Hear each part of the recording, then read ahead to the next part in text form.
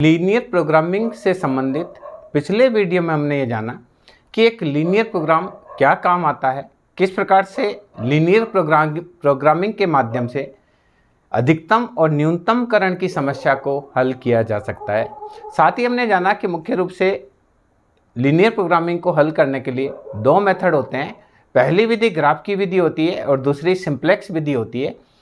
उसी क्रम में आज के इस वीडियो में हम जानेंगे कि किस प्रकार से ग्राफ की विधि का प्रयोग करते हुए लीनियर प्रोग्रामिंग की समस्याओं को हल किया जा सकता है।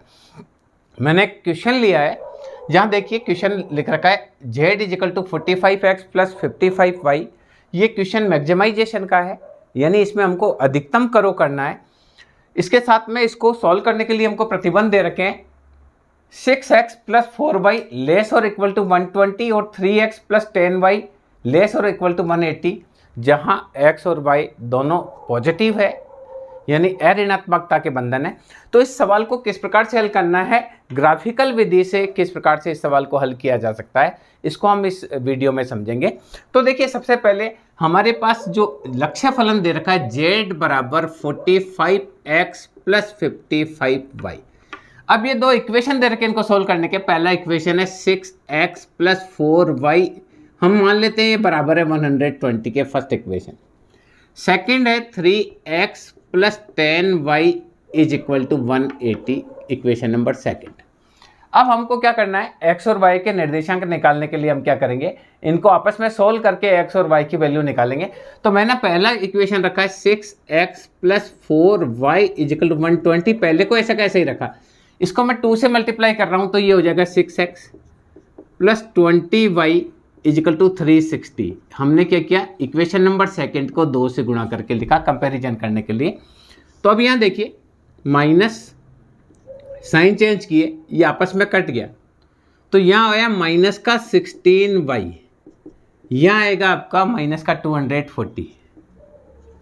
सो y = 240 डिवाइडेड बाय 16, माइनस से माइनस कट गया।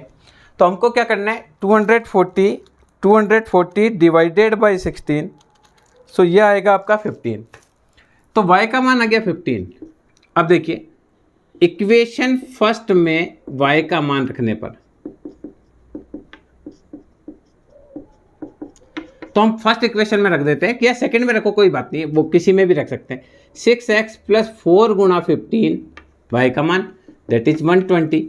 सो 6x = 120 माइनस ये 60 उधर जाएगा, माइनस हो जाएगा, तो 6x = 60। सो x का मान आ गया 10। तो देखिए, y का मान आया 15 और x का मान आया 10। ये मान आ गए, दो मान आ गए, x का मान 10 और y का मान 15। तो सबसे पहले हमको क्या करना है, जो दो इक्वेशन आएगी आपके पास, या 2 या 3 इक्वेशन है, उनको आप क्या करेंगे, इस प्रकार से सॉल्व करेंगे। सॉल्व करके x और y का मान आप निकाल लेंगे, इसमें कोई दिक्कत नहीं है, आराम से आप निकाल सकते हैं। अब देखिए किस प्रकार से लीनियर प्रोग्रामिंग की समस्या को हल करना है। तो सबसे पहले हम क्या करेंगे, हर समीकरण का निर्देशांक निकालेंगे। हमको ये पता चल गया कि इनके जो पॉइंट ऑफ इंस्ट्रक्शन है उसमें x का मान 10 आएगा, y का मान 15 आएगा। कैसे आएगा, वो पॉइंट ऑफ इंटरसेक्शन क्या होता है वो हम अभी आप डिस्कस करेंगे। अब देखिए, इसको किस प्रकार से सॉल्व किया जाता है उसको आप समझेंगे। ये तो हमने x और y के मान निकाल लिए। अब देखिए, पहला इक्वेशन है 6x + 4y = 120, इसके निर्देशांक निकाल रहे हैं। अगर मैं x = 0 रखूं तो 4y = 120, तो y बराबर हो जाएगा 30, और मैं y को इसमें 0 रखूं तो हो जाएगा 6x = 120, तो x का मान आ जाएगा 20। तो इसमें देखिए क्या करना है आपको, x पहला आप इसको क्या करेंगे, मैं x को 0 रखता हूं तो y का मान आता है 120, y का मान आता है 30, यानी पहला x को 0 रखेंगे तो y आएगा 30, और अगर मैं y को 0 रखता हूं तो x का मान आ रहा है 20। तो ये निर्देशांक हो गए 20 और 0। ये हम जब ग्राफ पेपर बनाएंगे ना, ग्राफ पेपर पर अंकित करेंगे, तो ये हमारे को काम में आएगा। किस प्रकार से इसको प्लॉट करना है वो हम सीखेंगे। इसी प्रकार से देखिए, सेकंड इक्वेशन है 3x + 10y = 180।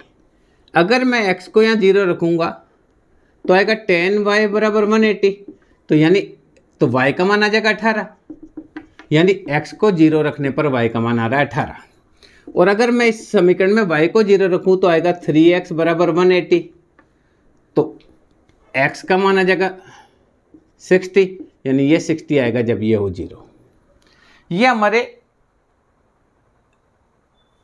इस समीकरण के निर्देशांक आ गए। और दूसरा जो इक्वेशन है ये वाला इक्वेशन, पहले इक्वेशन के निर्देशांक आ गए 0 30 20 0, दूसरे के निर्देशांक आ गए 0 18 और 16 0। अब देखिए किस प्रकार से इसको हल किया जाता है, इसको हम समझेंगे। ग्राफ की विधि से किस प्रकार से इसको हल किया जा सकता है। तो यहाँ देखिए मैं ग्राफ पेपर पर इसको अंकित करूंगा, तो मैं यहाँ एक बार क्या कर रहा हूँ, ये यहाँ लिख रहा हूँ 6x plus 4y is equal to 120, इसके निर्देशांक आएंगे 0 30 और 20 0। दूसरा इक्वेशन है 3x plus 10y is equal to 180 और इसके निर्देशांक आए 0 18 और 60 0। अब देखिए यहाँ किस प्रकार से ग्राफ बनाया जाता है उसको समझेंगे, फिर किस प्रकार से अधिकतमकरण की समस्या को सॉल्व किया जाता है वो भी हम समझेंगे अच्छी तरीके से। अब देखिए ग्राफ पेपर आपको मिलेगा, परीक्षा में आपको एक ग्राफ पेपर मिलेगा, तो वहाँ आप ग्राफ पेपर में ये आपका y एक्सिस होगा और दूसरा आपका x एक्सिस होगा। x एक्सिस पे हम ले लिया 10 20 30 40 50 60। y एक्सिस पे हम ले लेते हैं 10 20 30 40 50 60। अब देखिए पहला इक्वेशन है 0 30, यानी x का मान 0 है तो y 30, x का मान 0 तो y 30, क्योंकि देखो ये y है और ये x है, और y का मान 0 है तो x 20, यानी पहला इक्वेशन है वो इस प्रकार से है। इसका मतलब अधिकतम इसके अंदर है, अधिकतम का मान क्या होगा, इसके अंदर होगा। देखिए जब न्यूनतम की बात होती है तो चित्र होगा उसके न्यूनतम इस तरफ होगा, और अधिकतम की बात आती है तो जो आपकी लाइन आएगी उसके नीचे की तरफ जो फिजिबल पॉइंट होंगे वो अधिकतम के होंगे। दूसरे इक्वेशन को हम प्लॉट करते हैं तो पहला 0 18, यानी y का मान आएगा 18 यहाँ पर, ये आपका है 0 18, ये आपका है 0 30, और ये इक्वेशन है कौन सा है 6x plus 4y is equal to 120। दूसरा है 0 60 0, ये पॉइंट आया 60 0 और 18 0, इसको आप मिलाएंगे ये आपका दूसरी लाइन हो गई, और इसका इक्वेशन आएगा आपका 3x plus 10y is equal to 180। अब देखिए इस लाइन के हिसाब से अधिकतम का बिंदु ये वाला है। देखिए इस पहले वाले इक्वेशन से अधिकतम का जो बिंदु है वो आएगा OAB का क्षेत्र अधिकतम का है। दूसरे वाले इक्वेशन से OCD के नीचे वाला एरिया है वो अधिकतम का है, तो ये दोनों में कॉमन है, तो यह ना अधिकतम हमारा इनमें से किसी पॉइंट में होगा। ये पॉइंट C हो सकता है या B हो सकता है या E पॉइंट हो सकता है। क्लियर। और E पॉइंट के निर्देशांक जो है वो E पॉइंट के निर्देशांक आ रहे हैं 15 और 10, इसके निर्देशांक आ रहे हैं 10 और 15। हमने दोनों को क्रॉस करके देखा था, सॉल्व करके देखा था, तो E पॉइंट आ रहा है। अब देखिए अधिकतम का बिंदु या तो C हो सकता है या E हो सकता है या B हो सकता है, क्योंकि ये कॉमन पॉइंट है। तो अब हम इसमें देखेंगे, उसके बाद आपको उसके बाद एक और मेथड से भी बताएंगे कि अधिकतम कौन सा हो सकता है। सबसे पहले देखिए कि हमने इस समीकरण को प्लॉट किया तो 0 30 यानी x 0 y 30, 20 0 यानी x 20 y 0, ये 20 0, ये A पॉइंट है, ये B पॉइंट है। इसी प्रकार से इस वाले को प्लॉट किया तो ये C पॉइंट आया, ये D पॉइंट आया, 60 0 D पॉइंट, ये C पॉइंट। ये दोनों को काटते हैं तब इन दोनों को हमने सोल्व किया था ये E पॉइंट आया जिसमें 10 और 15 है। तो ये देखिए आप यहाँ देखेंगे तो x का मान 10 आ रहा है, y का मान लगभग 15 आ रहा है। अब आपका अधिकतम का बिंदु या तो B बिंदु है या E बिंदु है या C बिंदु है, इनमें से कौन सा बिंदु अधिकतम का है, इसके लिए हमारे पास पहला विधि है गणितीय विधि। गणितीय विधि में हम क्या करेंगे, हमारे पास लक्ष्य फलन है z बराबर 45x प्लस 55y, ठीक है। अगर C बिंदु अधिकतम हो तो z बराबर हो जाएगा 45x का मान C पर है 0, क्योंकि ये 0 18 है, प्लस 55 गुणा y का मान है 18। तो अगर C बिंदु होता है तो इसका मान आएगा 55 multiply by 18, that is 990। E बिंदु अगर लें, ये C लिया, ये E लिया, E बिंदु पर x 10 है, y 15 है, तो z बराबर 45 multiply by 10 and 55 multiply by 15। तो इसको हम निकालेंगे, 45 multiply by 10, 45 multiply by 10, 55 multiply by 15, तो ये आएगा 1275। इसको आप कैलकुलेट करेंगे तो आएगा 1275। तीसरा बिंदु B बिंदु अधिकतम का हो सकता है, तो B बिंदु के निर्देशांक है 20 यानी x का मान है 20, y का मान है 0, तो यह आएगा 900। तो इसका मतलब है E बिंदु कौन सा बिंदु होगा, अधिकतम का होगा, क्योंकि देखिए यहाँ लाभ आ रहा है 990, यहाँ लाभ आ रहा है 1275 और यहाँ लाभ आ रहा है 900। तो अधिकतम का बिंदु कहाँ होगा, अधिकतम का बिंदु E बिंदु होगा। ये आपको गणितीय विधि से पता चला कि किस प्रकार से ग्राफ का प्रयोग करते हुए हम अधिकतम का बिंदु निकाल सकते हैं। दूसरा एक और तरीका है अधिकतम को निकालने का, उसके बारे में हम चर्चा करते हैं। ये आपका ग्राफ का मेथड हुआ। अब देखिए दूसरा एक और मेथड मैं बता रहा हूँ जिसमें अधिकतम के लिए ढाल निकालते हैं। ढाल कैसे निकालेंगे, हमारा जो लक्ष्य फलन है z बराबर 45x प्लस 55y, y को एक साइड पे लेंगे तो 55y बराबर हुआ z माइनस 45x। क्या करना है, हमने क्या किया, z में से 45x इधर लेकर आए तो ये हो गया और इसको इधर रख दिया, तो y बराबर हो गया z by 55 minus 45 by 55x। तो यहाँ ढाल जो हुआ, ढाल हुआ 9/11। देखो y बराबर a प्लस बी एक्स के फॉर्म में है और यहाँ ढाल b होता है, तो ये देखिए y बराबर a प्लस बी एक्स, तो ये वाला ढाल है ये माइनस का। तो इसका मतलब है कि हमको y एक्स पर तो लेना है 9 और x एक्स पर लेना है, x एक्स पर इसका ढाल x और y जो है उसको हम लेंगे 9/11। यानी क्या करेंगे कि जब हम ढाल लेंगे तो ढाल लेते समय हम ये देखेंगे कि लंब बटे आधार ढाल होता है, तो लंब तो लेंगे 9, आधार लेंगे 11। तो यहाँ देखिए यहाँ हम लेंगे 9 और ये लेंगे 11, ठीक है। तो एक ये 9 और 11 को मिलाती हुई एक रेखा खींचेंगे, इसी के समानांतर हम रेखाएं खींचते रहेंगे, तो जहाँ सबसे एंड में टच करेगी वो बिंदु अधिकतम का बिंदु होगा। तो यहाँ देखिए ये सबसे एंड में E बिंदु को टच करती है, तो अधिकतम का बिंदु क्या होगा, E बिंदु होगा। ये ढाल की विधि से भी हम अधिकतम का बिंदु निकाल सकते हैं।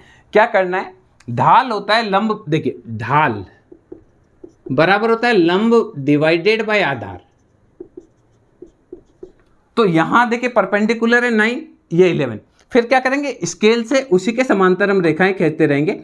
पहले इसको टच कर दी, फर्स्ट में इसको टच कर दी, सेकंड में सी को टच कर दी, अंत में ये ई को टच करती है। इसका मतलब अधिकतम का बिंदु ई बिंदु है, क्योंकि यहाँ जो ढाल वाली रेखा है वो सबसे अंतिम में इसको टच करती है। तो हम ये कह सकते हैं कि x बराबर 10 और y बराबर 15 जहाँ वैल्यू होगी वहाँ फलन का मान अधिकतम होगा। तो ये दो मेथड है, ये आपका ग्राफ की विधि से सॉल्यूशन निकाला हमने मैथमेटिकल से, और दूसरा एक ढाल की विधि से भी निकाल सकते हैं। तो हम इसको डिस्कस करके दिखाएंगे कि किस प्रकार से। मैं एक और सवाल लेता हूं ताकि आपको अच्छे से समझ में आ जाए कि किस प्रकार से अगर मैक्सिमाइजेशन की प्रॉब्लम आती है तो किस प्रकार से आप उसको ग्राफ की विधि से हल करेंगे। एक दो क्वेश्चन हम और करेंगे तो आपको बहुत अच्छे से क्लियर हो जाएगा कि मैक्सिमाइजेशंस की प्रॉब्लम को किस प्रकार से सॉल्व किया जाता है। एक क्वेश्चन और लेते हैं।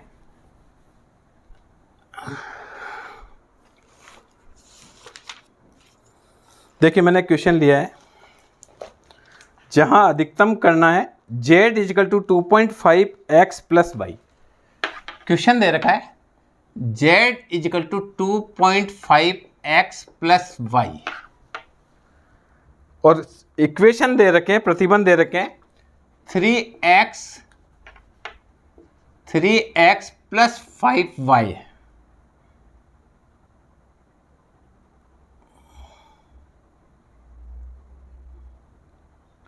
क्वेश्चन में थोड़ा एक दूसरा क्वेश्चन लेता हूं ताकि और ज़्यादा क्लियर हो जाए, जो मैं क्लियर करना चाह रहा हूं कि किस प्रकार से आप ग्राफ की विधि का प्रयोग करते हुए मैक्सिमाइजेशन की प्रॉब्लम को सॉल्व करेंगे।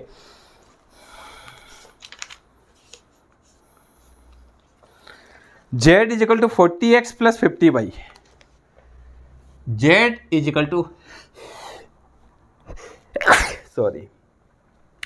40x plus 50y। प्रतिबंध दे रखें x plus 2y less or equal to 720,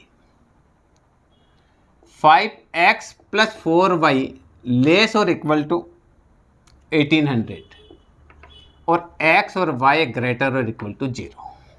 ये पूरा आपका रेखीय प्रोग्रामिंग का एक सवाल दे रखा है, जहां लक्ष्य फलन z बराबर है 40x प्लस 50y। साथ ही आपको प्रतिबंध दे रखे हैं, पहला प्रतिबंध दे रखा है x plus 2y is less or equal to 720 और 5x plus 4y less or equal to 1800। सबसे पहले क्या करेंगे, हमारा एक इक्वेशन है x प्लस 2y, इसको हमने 720 मान लिया। मैं x को इसमें 0 रखता हूं तो 2y बराबर 720 होगा, तो y बराबर होगा 360। तो इसके निर्देशांक आए 0, पहला निर्देशांक आया 0 360, ये पॉइंट। इसी प्रकार से मैं y को 0 रखता हूं तो x बराबर 720 हो जाएगा, तो b पॉइंट हमारा जो है ये इक्वेशन का हो जाएगा 720 और 0। ये फर्स्ट के निर्देशांक आ गए, ए बी को हम बाद में देखेंगे, फर्स्ट के निर्देशांक आ गए। इसी प्रकार से आया 5x plus 4y is equal to 1800। मैं x को 0 रखता हूं तो आएगा 4y बराबर 1800, तो 1800 को हम डिवाइड करेंगे 4 से, 450, तो ये आपका आया y बराबर 450, तो पहला आया x 0 तो y 450। इसी प्रकार से मैं y को 0 रखूंगा तो आएगा 5x बराबर 1800, क्योंकि इसको मैंने 0 रख दिया, तो 1800 डिवाइडेड बाय 5 यह आएगा 360। x बराबर आएगा 360, यानी x का मान 360 है जब y 0 है। ये निर्देशांक आगे दोनों इक्वेशंस के। क्या करना है, पहला इक्वेशन लिया ये वाला, मैंने x को 0 रखा तो क्या बचा, 2y बराबर 720, तो y का मान 360, यानी मैं x को 0 रखता हूं तो y का मान 360 आता है। अब मैंने y को 0 रखा तो y 0 हो गया, तो x बराबर 720, तो यह 720 और 0। इसी प्रकार से दूसरा इक्वेशन लिया 5x plus 4y that is 1800, तो यहाँ मैंने x को 0 रखा तो केवल बचा 4y इजिकल टू 1800, तो y का मान आ गया 450, तो यानी x को 0 रखता हूँ तो y का मान आता है 450। इसी प्रकार से मैंने y का मान 0 रखा तो बचा कितना, ये 0 हो गया, तो बचा 5x इजिकल टू 1800, तो x का मान 360। अब इन दोनों के कटान बिंदु के निर्देशांक निकालने के लिए क्या करते हैं, पहला इक्वेशन, सेकंड इक्वेशन है 5x plus 2y is equal to 1800, ये समीकरण नंबर 2 है। देखिए ये दूसरा वाला, इसको 2 से गुणा करके लिखते हैं तो आएगा 2x, ये 4y है, सॉरी 4y, ओके। इसको 2 से गुणा किया तो 2x प्लस 4y, ताकि अपना 4y से 4y कट जाए, 700 का हुआ 1440। समीकरण 1 गुणा 2, कंपेरिजन किया, माइनस माइनस माइनस से कट गया, तो ये आया 3x इजिकल टू 1800 में से 1440 गया 360, तो x बराबर आ गया 120। x का मान समीकरण 1 में रखने पर, इसमें रख दिया मान लो, तो आया 120 प्लस 2y इजिकल टू 720, तो 2y इजिकल टू 720 माइनस 120, तो 2y इजिकल टू 600, तो y का मान आ गया 300। तो ये निर्देशांक आए 120 और 300। ये निर्देशांक इसके कटान बिंदु के क्या है, 120 और 300 दोनों समीकरण को हल करने पर ये आपका हो गया। अब देखिए कैसे ग्राफ की विधि से इसको हल करना है। हम पहले ग्राफ पेपर पर अंकित करेंगे इसको। ग्राफ पेपर पर इसको आपको प्लॉट करना पड़ेगा। आपको परीक्षा में ग्राफ पेपर अवेलेबल करा दिया जाएगा, तो घबराने की कोई बात नहीं है इसमें। आपको ग्राफ पेपर वहाँ अवेलेबल होगा, उस ग्राफ पेपर के माध्यम से आप इसको हल कर सकते हैं, कोई दिक्कत वाली बात नहीं रहेगी। तो यहाँ देखिए हमने एक ग्राफ पेपर लिया, ये ग्राफ बनाया। y जो है आपका ज़्यादा से ज़्यादा y 450 तक है, ठीक है। तो हमने उस हिसाब से लेना है 50, 100, फिर 50, 100, फिर 50, 100, फिर 50, 100, फिर 50, 100। तो ये है 50, 100, 150, 200, 250, 300, 350, 400, 450, 500। ये y सीरीज है। x आपको 720 तक लेना है, तो उस हिसाब से हम x को लेंगे। ये 100, 200, 300, 400, 500, 600, 700, 800 बराबर में ले लेंगे, ठीक है। अब पहला समीकरण है ये वाला, x + 2y = 720। इसको प्लॉट करेंगे तो 0, 360। तो ये 360, 0, 360, ये आपका बिंदु आया 0, 360। और 720, 0, तो ये 720, 0, 720 यहाँ आएगा, 720, 0। पहली लाइन आएगी आपकी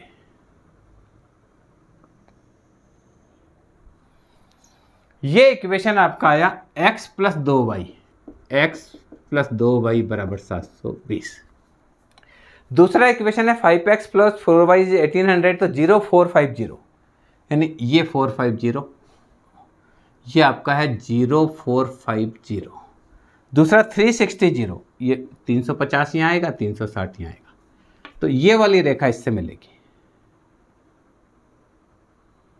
यहाँ है 360, ये वाला 360 और 0, ये पॉइंट D, ये पॉइंट C, ये पॉइंट A, ये पॉइंट B, और आपस में कटते हैं वो E पॉइंट है। और E पॉइंट के निर्देशांक 120, 300 आ चुके हैं, यानी x में ये 120 है। आप सही करेंगे ना तो आ जाएगा। ग्राफ पेपर पर अंकित करेंगे तो पूरा आपको एक्यूरेट वही मिलेगा। ग्राफ पेपर पर जब अंकित करेंगे तो इसके निर्देशांक आपको मिलेंगे 120 और 300, बिल्कुल एक्यूरेट वही आएगा। यहाँ थोड़ा सा डिफरेंस आ रहा है, पर आप ग्राफ पेपर पर जिसको अंकित करेंगे तो एक्यूरेट आपको वैसा का वैसा ही मिलेगा।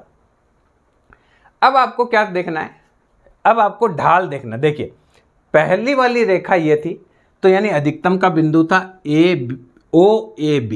पहले वाला का था अधिकतम बिंदु OAB के नीचे वाला क्षेत्र।